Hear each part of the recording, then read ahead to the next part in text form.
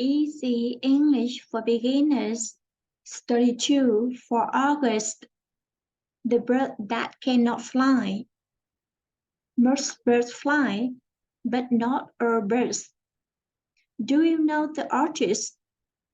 It's the biggest bird on the earth.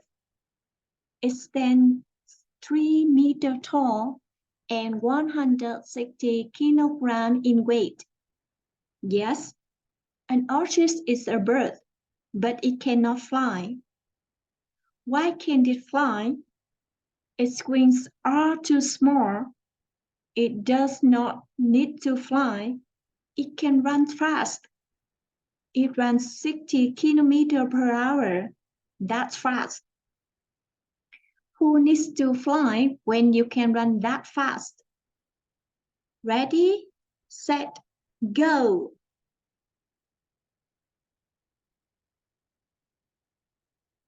If you want to shine tomorrow, you have to sparkle today.